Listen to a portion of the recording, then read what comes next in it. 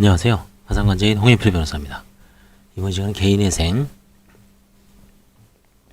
직무편람, 채권편을 계속하겠습니다. 채권이 원인을 어떻게 기재하느냐. 이거 파산하고 똑같습니다. 채권이 발생 당시를 기준으로 차용금, 매매대금 등의 채권의 발생 원인, 발생 시기 또는 기간 등을 간략히 기재하되 대여금 등의 경우 최초의 원금을 같이 기재합니다. 2014년 1월 1일자 대여금 1,000만원. 한편 보증인의 경우 보증비율이 있다면 이른바 일부 보증의 경우 보증비율이 기재된 보증사실 확인원 혹은 잔액 확인서를 제출하도록 하고 보증비율도 기재하도록 합니다. 훗날 대의변제 신고가 있는 경우 업무 처리를 수월하게 할 수 있습니다. 예, 보증비율 85%. 최근 채무가 상당할 경우 업무 처리. 실무상 채무 발생 시점이 개인회생 절차 개시 신청 1년 이내인 경우를 최근 채무로 보는데 이와 같이 채무의 발생 시기가 개인회생 절차 개시 신청 당시를 기준으로 최근에 집중되어 있을 경우 어떻게 처리할 것인가가 문제가 됩니다.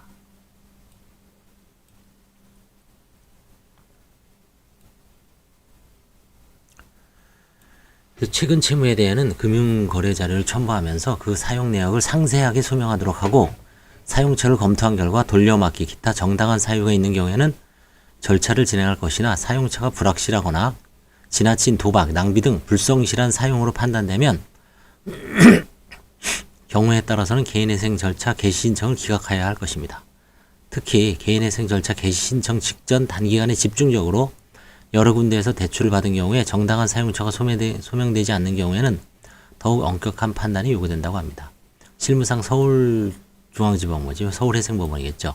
최근 1년 내 발생 채무의 사용처를 조사하여 친인척 및 지인에 대한 편파 변제이거나 사용 내역을 제대로 소명하지 못할 경우 그 금액을 청산가치에 반영하여 절차를 진행하고 사용 내역 미소명 금액이 최근 채무의 50% 초과 시에는 신청을 기각하고 있다고 합니다. 또한 경우에 따라서는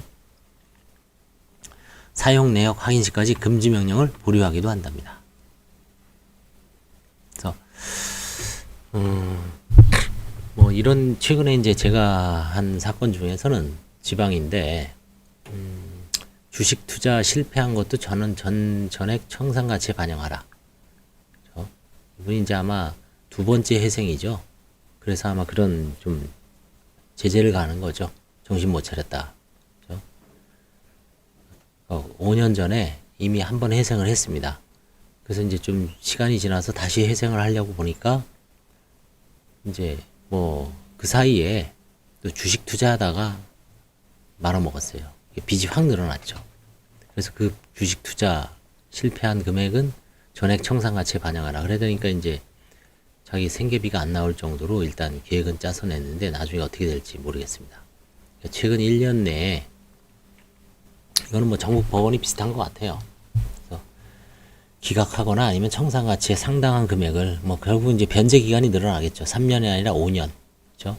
그럼 거의 생계비 중에 일부를 또 헐어서 계획을 짜야 될 수도 있습니다. 그런 제재를 당했을 때. 그럴 때 좀 사실은 좀 문제가 되죠. 그래서 이번 시간에는 채무의 발생 원인 및 최근 1년 내 채무에 대한 법원의 입장을 한번 살펴봤습니다. 감사합니다.